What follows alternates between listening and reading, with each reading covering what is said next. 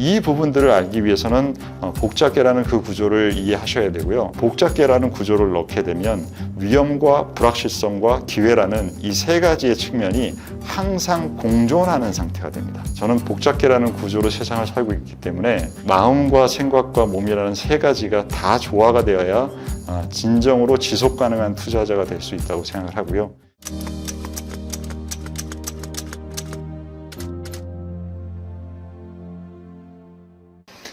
안녕하십니까. 오종태의 투자공법 오종태입니다. 이제부터는 저희가 전우가 된 사이인 거죠. 그러면 이제 여러분들께 편안하게 먼저 경험이 좀 많았던 장수로서 특히 요즘 아주 금융시장이 아주 천지개벽입니다. 시장 때문에 고생이 많으실 텐데 그런 부분들을 어떻게 대응해야 되고 살아가야 되는지에 대한 부분들을 우리가 차근차근 이럴수록 더 천천히 가야 됩니다. 방향을 잘 맞추고 급하지 않게 서두르지 않고 하나하나 우리가 익혀가면서 과연 새롭게 바뀐 세상에 우리가 어떤 식으로 대응하고 투자를 계속하면서 살아가야 될지 그 부분을 저와 함께 계속 걸어가시죠.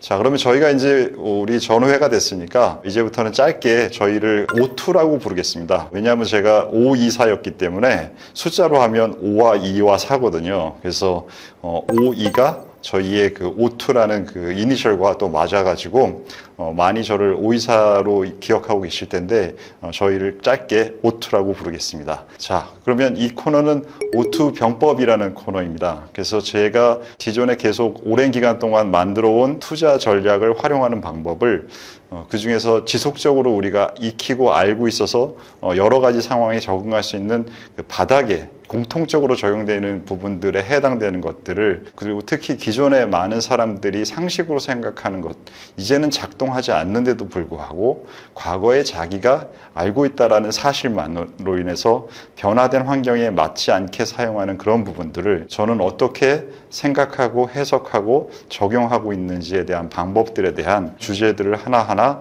다뤄가는 방식으로 이 주제는 다룰 것이고요. 자, 그래서 첫 번째 시간에는 모든 상황에 적용되는 투자 전략이라는 없다라는 주제를 가지고 여러분과 말씀을 나누도록 하겠습니다. 일단 저는 이제 96년에 대학생 때 처음으로 주식 계좌를 텄어요. 그때 이제 주식 투자의 이해라는 강좌를 듣는데 모의 투자도 해보지만 직접 투자를 해보기를 교수님께서 권하셔가지고 그때 처음으로 했습니다. 96년을 기억하시는 분들 계시겠지만 그 당시에는 전화를 통해서 주문을 해야 되는 그러한 상황이어서 소액 투자자들은 그 증권회사 지점에서 잘 계좌도 안 터주던 시절이었어요. 그러다가 전화를 통해서 인터넷이 가능한 PC통신의 시대가 시작되면서 96년부터 증권사들이 LG증권이 아마 제가 계좌를 텄었는데 처음이었던 것 같아요. 그래서 인터넷으로 이제 주문을 낼 수 있는 그 전화를 연결해서 삐삐삐삐 한 30분 동안을 계속 연결해가지고는 처음으로 하는 그러한 이제 시대에서 계좌를 텄는데 수업 들으면서 그렇게 뭐 잘 제대로 할 수는 없었죠. 그러면서 이제 증권회사에 대한 관심이 더 생겼고 그리고 나서 IMF가 발생하는 바람에 취업이 그냥 쉽게 되던 사회에서 이제는 취업이 정말로 어려워진 사회를 처음으로 경험한 게 저희 92학번 세대들입니다. 그 당시에 저는 이제 신영증권에 처음으로 이제 운이 좋게 다행히 입사를 하게 돼가지고 그때 처음에 이제 국제부를 들어가게 돼서 환율을 처음 접했어요. 근데 환이라는 것은 당시만 해도 일반 사람들이 굉장히 투자하지 않던 대상이고 특히 IMF가 터졌기 때문에 외화 부채나 이런 많은 그 기존의 포지션들이 잘못 운영돼서 문제거리가 굉장히 많은 상황이었습니다. 그래서 저는 입사하자마자 무엇을 어쩔 수 없는 환경이기 때문에 일을 할 것은 없는데 근데 이게 도대체 뭔지 하고 파악하려고 하면 너무나 어렵고 알 수 없는 그러한 업무를 받게 된 거예요. 그래서 외환이라는 것은 사실 이 전체 자산 시장에서 가장 복잡하고 가장 규모가 큰 시장입니다. 그 시장을 26살짜리 신입사원이 처음으로 접하게 돼서 저는 어떻게 보면 처음부터 탑다운 쪽에 그러한 인연이 생긴 것 같아요. 그래서 전체를 먼저 보는 것을 파악해야 되는 그 상황을 먼저 접하게 됐고 두 번째는 그 다음에 채권 쪽을 가게 됐습니다. 채권도 주식을 하기 전에 채권을 먼저 한 사람들은 주식을 먼저 한 사람들하고 성향이 되게 다릅니다. 그래서 저 같은 경우에는 채권을 먼저 익힌 다음에 주식을 하면서 주식 시장에서 상식으로 생각하는 그러한 방식과 이론이 저건 좀 아닐 수 있는데? 라는 생각을 하게 됐어요. 그래서 주식을 접하기 시작하면서 그러한 부분들에 대한 고민을 계속 쌓아가면서 한 10년 정도를 일하면서 서브프라임 때 이제 도저히 이거는 옛날 방식은 통하지 않는다. 옛날 방식이 작동되는 방식은 한 30% 정도의 효용성이 있는데 대부분의 사람들은 아직도 100% 혹은 70% 정도로 이것이 작동할 것이다. 대부분의 환경에서 이렇게 투자 방식을 갖고 있는 것에 대해서 굉장히 좀 안타까움을 느꼈습니다. 그래서 서브프라임이 끝나고 나서 한국 주식시장에서는 어떤 일이 있었냐면 금융권의 펀드 매니저가 주식시장보다 수익률을 더 좋은 수익률을 내는 사람들의 숫자가 급감했습니다. 왜냐하면 그들은 그 전의 방식으로 사고하고 그 전의 방식으로 판단하고 그 전의 방식으로 매매를 했는데 그게 시장이라는 환경 자체가 바뀐 부분들이 안 먹히는 거죠. 세상이 바뀌었으면 우리는 세상을 이길 수 있는 존재가 아니잖아요. 인간이 우리 전체에 살고 있는 이 환경이라는 것의 부분에 해당하는데 우리가 전체가 변화하고 전체가 더 커졌으면 그 부분에 대한 이해를 더 파악하고 자기의 기존 생각을 바꾸고 넓히고 해야 되는 부분을 해야 되는데 세상에 자기의 생각을 그렇게 쉽게 바꿀 수 있는 사람이 많지 않습니다. 우리에게 굉장히 유명한 인물이시죠. 경제나 투자 쪽에서는 케인즈 선생님께서 이런 말을 하셨어요. 변화에서 가장 힘든 것은 새로운 것을 생각해내는 것이 아니라 예전에 가지고 있던 틀에서 벗어나는 것이다. 새로운 생각이라는 것은 사실 우리 스스로 하는 것보다는 살면서 다른 사람의 생각을 접하거나 아니면 새로운 이론을 우리가 몰랐는데 알게 되거나 이런 과정을 통해서 새로운 재료들은 되게 많습니다. 근데 문제는 그것을 처음에 접한 순간에는 그럴 수도 있겠다. 저게 새로운 건가 보다. 나도 그럼 저거를 좀 알아봐야겠다. 라고 해놓고서 그렇게 하는 사람이 거의 없는 거예요. 그러니까 우리는 그것을 인지하지 못해서 자기의 생각을 바꿀 수 없는 사람은 세상에 거의 없습니다. 무인도나 섬에 살고 있는 소수의 사람이 아니고서는 특히 지금같이 인터넷으로 다 연결된 사회에서는 그것도 말도 안 되죠. 자기가 노력만 하게 되면 새로운 생각은 계속적으로 접할 수 있어요. 문제는 그 생각을 내가 내 것으로 받아들이는 소화를 해야 되는 이 부분을 내 기존 생각과 어떻게 연결시키고 만나게 하고 변화시키고 재정립하고 내 기존 생각의 틀이 더 작다라고 하면 그리고 더 근원적인 부분에 새로운 생각이 위치한다라고 하면 내 기본 가정 밑에 더 근원적인 가정으로 새로운 지식과 지혜를 넣어줘야 됩니다. 근데 사람들이 그렇게 근면하지가 못해요. 우리나라 한국 사람들이 전 세계에서 가장 근면한 편인 사람이잖아요. 저도 해외 나가서나 아니면 외사에서 근무하면서 그 부분 많이 느꼈는데 그렇긴 한데 근면하긴 한데 생활을 하는 데는 근면할지 몰라도 생각을 바꾸는 데는 굉장히 근면하지 못합니다. 그 이유는 뭐냐면 우리나라처럼 2등 국가, 미국과 중국이나 이러한 1등 국가가 되거나 되려고 하는 나라 혹은 과거의 1등 국가였던 나라들은 새로운 생각을 해내야 자기가 기존의 1등보다 더 높은 위치에 가기 때문에 새로운 생각을 개인의 차원에서나 사회의 차원에서나 굉장히 북돋습니다. 근데 문제는 우리나라 같은 2등 국가들은 굉장히 다행히 잘하는 2등 국가죠, 저희는. 그렇지만 여전히 2등 국가잖아요. 그렇기 때문에 새로운 생각과 세상의 흐름에 대한 생각은 우리가 하는 것이 아니라 1등 국가에서 가져오는 거예요. 그러다 보니까 내가 왜 새로운 생각을 왜 해? 카피 앤 페이스트 잘하면 되는데 라는 식으로 세상을 살아가는 겁니다. 이것이 과거까지 제 생각에는 10년 전 정도까지는 잘 작동하는 방법이었어요. 한반도에서 몇천 년 동안 예전에 명나라를 추종하든 아니면은 일제시대의 일본을 추종하든 저는 2등 국가 입장에서 그 추종하면서 잘 사는 거 가장 효율적인 방법이라고 생각합니다. 한국에서 사는데 블레임하지 않습니다. 물론 거기서 너무 이상한 행동을 하는 사람들만 제외하고는요. 근데 문제는 지금은 과학의 발전으로 인해서 우리가 들고 있는 이 휴대폰 통해서 정보와 이러한 생각의 방식이 너무나 빨리 서로 소통이 되기 때문에 1등의 생각을 우리가 하지 못한다 하더라도 1등이 하고 있는 생각을 거의 동시간적으로 가서 그 부분을 흡수하고 같이 그 부분에 대한 고민거리를 하고 있어야, 그래야 세상의 움직임이 의미 있게 나한테 효과적으로 사용할 수 있도록 그걸 혜택을 누릴 수가 있습니다.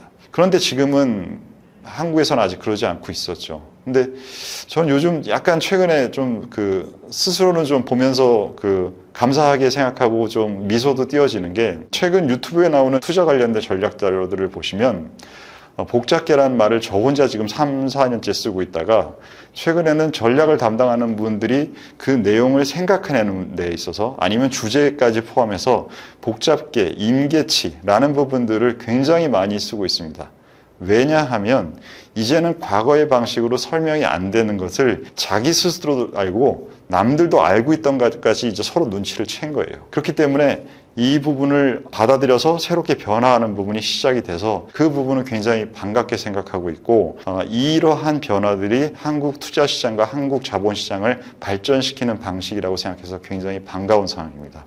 그래서 지금 현재 우리가 쓰고 있는 기존의 방식은 사이클이라는 세상을 살았던 것으로 생각을 한 거예요. 여러분들이 96년도에 제가 처음 주식을 했을 때, 그 당시에 이제 함께 투자하셨던 분들도 계실 텐데, 그 당시를 생각해 보시면 그 당시는 사이클이 굉장히 강하게 잘 작동하던 시절이었잖아요. 그렇기 때문에 사이클의 움직임과 주식시장의 움직임이 굉장히 비슷합니다. 당연하겠죠? 그 현상이니까. 그래서 96년도 정도 생각해 보시면 주식시장은 이런 식으로 움직였어요.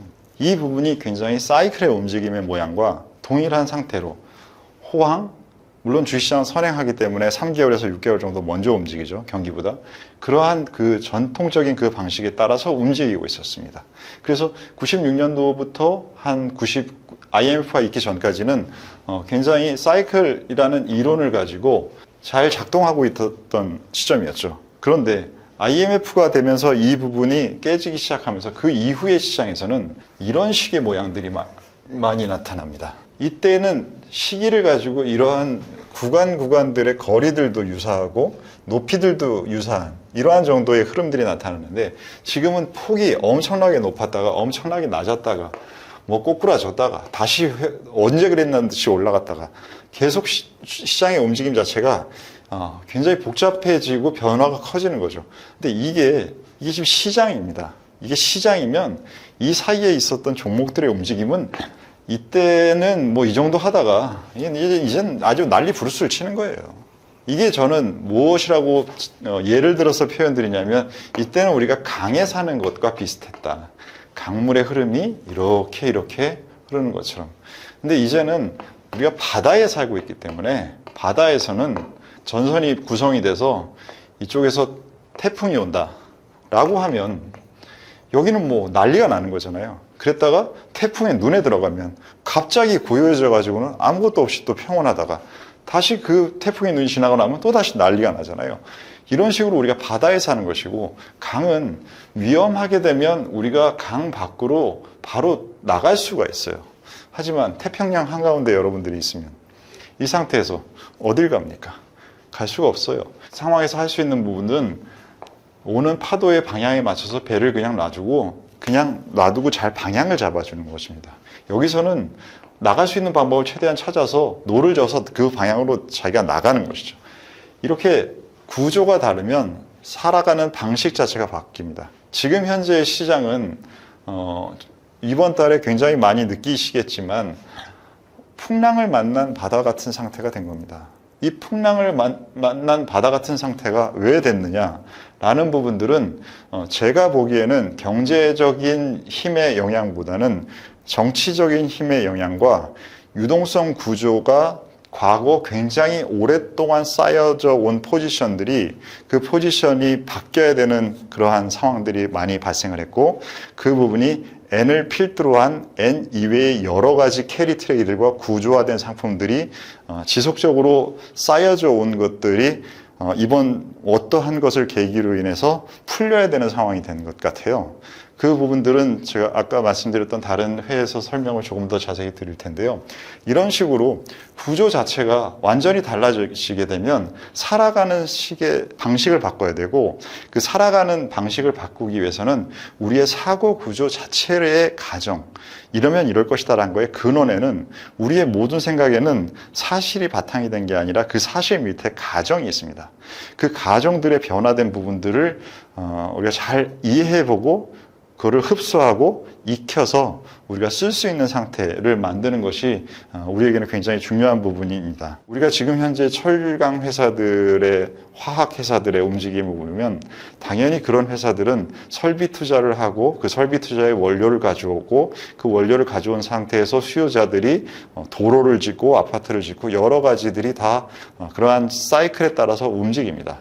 문제는 그게 없어졌다는 게 아니라 그 외의 부분들, 우리가 지금 현재 지난 3년 동안 아주 이제는 입에 닳도록 얘기하고 있는 게 AI잖아요. AI에는 사이클이 있지 않습니다. AI에는 어떠한 기술이 발전을 해서 그 부분이 사람들에게 각광받고 효과적으로 작동하는 것에 대한 그거를 보여주고 인정받는 게 있고, 간혹 사이의 신기술은 그 부분이 사람들의 기대가 너무 높다 보면 윈터라는 그러한 시점, 너무 기대치가 높았다가 그 부분들이 반영되지 않는 사이에 실망감이 커져서 다시 사람들의 기대치가 떨어지고 관련된 주가가 하락하는 이런 부분들은 사이클이라기보다는 그냥 점프를 하는 거예요. 굉장히 짧은 시간에 그냥 급강합니다. 최근에 주식시장이 지금 그러고 있습니다.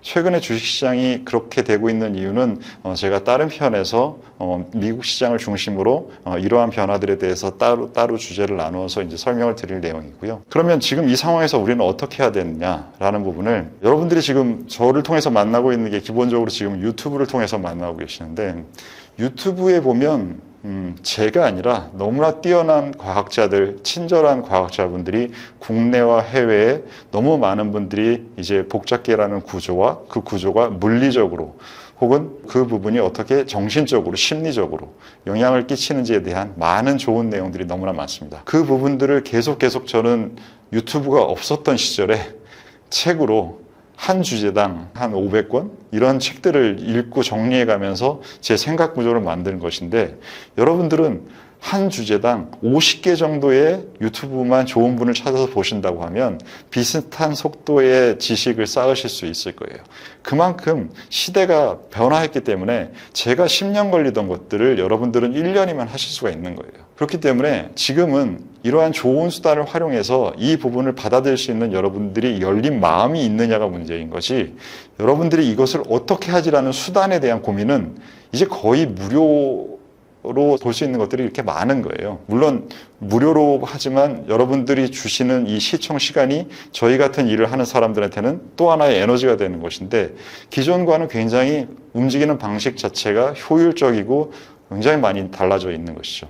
그래서 이 부분을 반영을 하게 되면 시장은 복잡계라는 구조를 넣게 되면 위험과 불확실성과 기회라는 이 세 가지의 측면이 항상 공존하는 상태가 됩니다. 그래서 기존에는 시간의 시차라는 게 있었어요. 경기가 좋을 때, 경기가 나쁠 때, 이러한 불황과 호황과 불황이라는 것들이 계속 반복되는 구조에 시간이 걸렸는데, 최근에 한번 보십시오. 2024년 들어와서 여러분들이 뉴스를 아침마다 보시면 뭐 연초에는 경기 침체가 온다라고 했다가 한 2주 지나면 또 경기 침체가 말이 되냐라고 했다가 또 온다고 했다가, 지금은 이 부분이 금리의 움직임까지 금리를 엄청나게 하락시키는데, 이건 경기 침체를 반영하는 거기 때문에 금리가 빠져서 유동성이 좋아져서 그래서 주식이 좋아요 라는 부분의 얘기랑 전혀 다르게 또 작동하고 있잖아요. 그렇기 때문에 지금 현재는 여러 가지의 현상들과 여러 가지가 움직이는 그 이유들이 함께 작동하면서 그 시점에서 바로 굉장히 치솟거나 바로 꼬라박거나 하는 가격의 움직임들이 굉장히 많이 생깁니다. 그래서 작년 2022년, 23년 정도부터 혹은 코로나 시점부터를 생각해 보시면 역사상 고점, 역사상 저점, 역사상 가장 큰 폭, 이러한 단어들이 시장에서 굉장히 많이 들려셨을 거예요.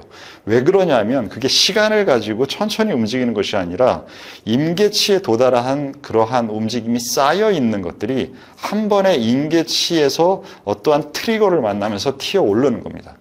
요번 달 들어와서 주식시장이 급락하는 것에 대한 어떠한 트리거가 있는지에 대한 여러 가지 해석을 지난 한 주 동안 저는 보고 있는데 제가 생각하는 트리거를 얘기하시는 분이 없습니다.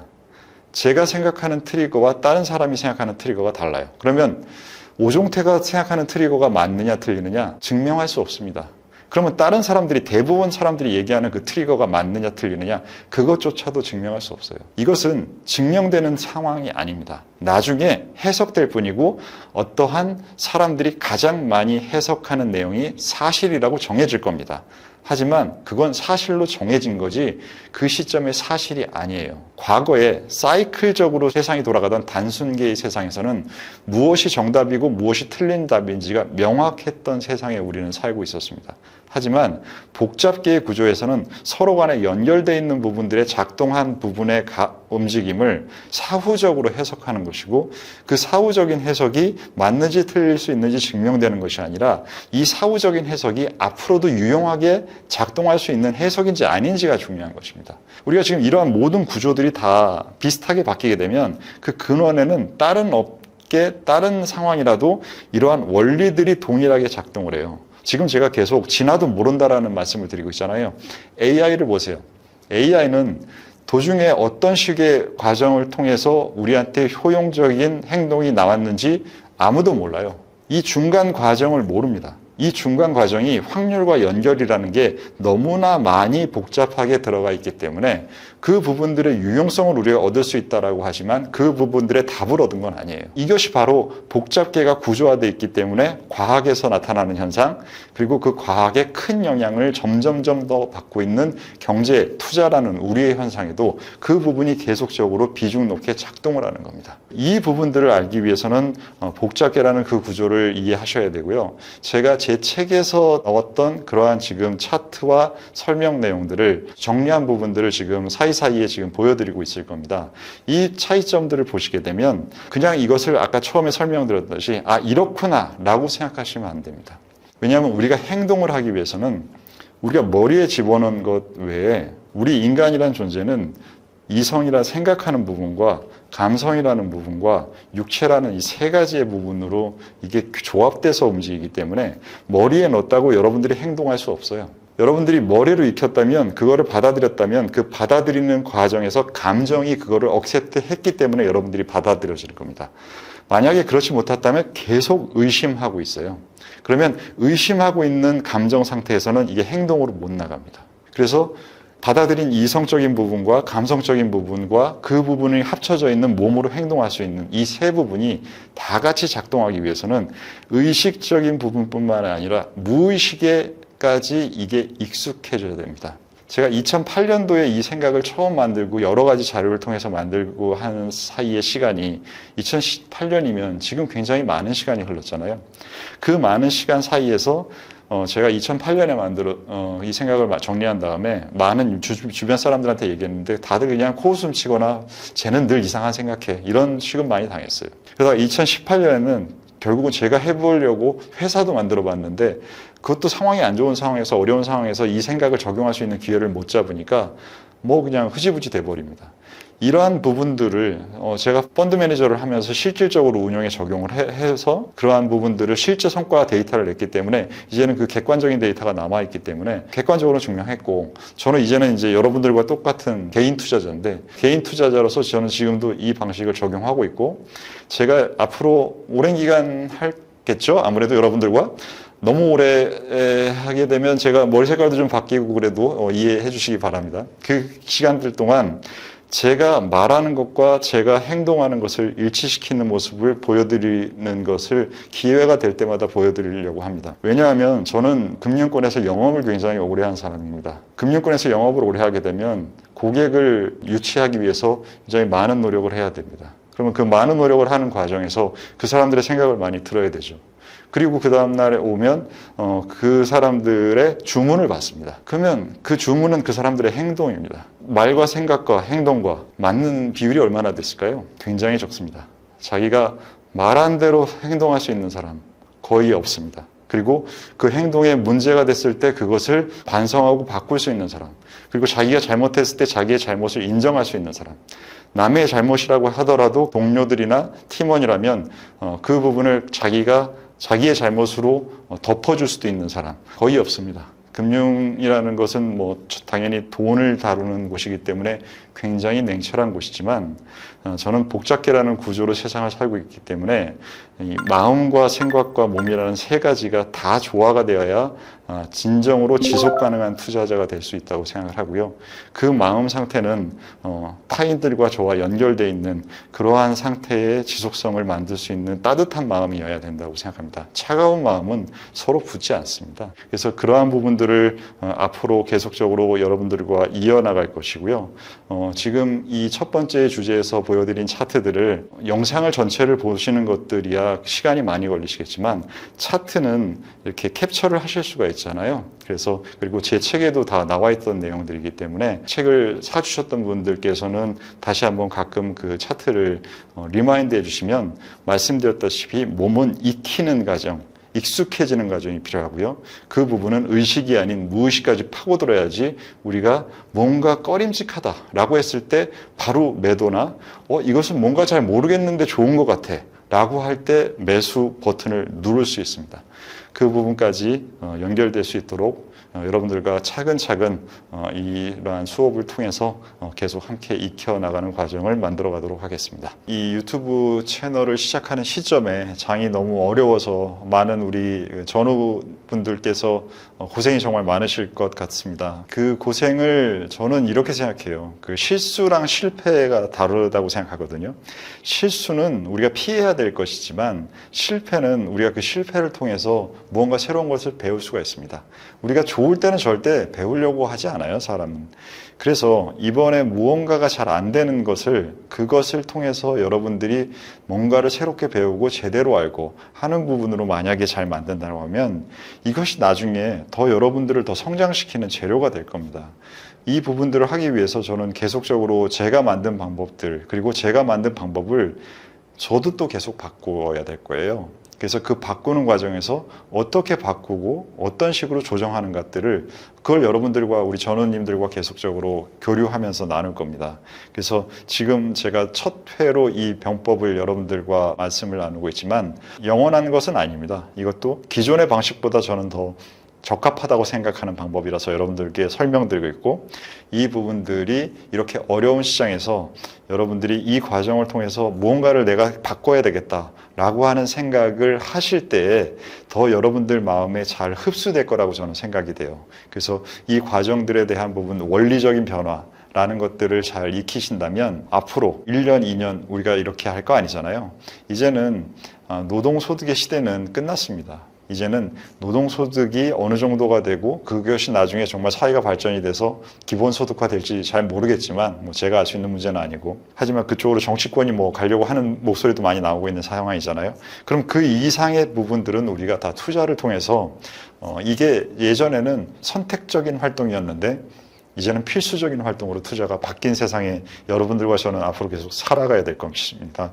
그래서 그 과정을 같이 배우고 힘내고, 어려울 때는 그 어려움을 같이 서로 위로도 하고, 그리고 다시 또 힘을 북돋기도 하고, 그리고 즐거운 때는 즐거워해야 됩니다. 이게 투자는 너무나 힘들고 어려운 부분이기 때문에 가끔 햇빛이 좋고 바람이 서늘서늘하게 불어오는 그러한 계절 상태를 만났을 때는 즐거워해야 됩니다. 그래서 그때 즐거워했던 좋은 추억을 가지고 또 어려울 때 또 잘 버텨낼 수 있고 하는 에너지를 우리에게 쌓아놓을 수 있기 때문에 그러한 과정들을 계속적으로 반복해서 가는 것들이 그래서 저는 삶과 투자라는 것이 따로 뗄 수 있는 것이라고 생각하지 않습니다. 좋은 투자자라면 저는 좋은 삶을 살 수 있다고 생각합니다. 근데 삶은 좋게 살면서 투자를 안 한다면 저는 그거는 안전자산만 하고 나는 예금만 하고 나는 그렇게 산다. 그거는 다른 방법이죠.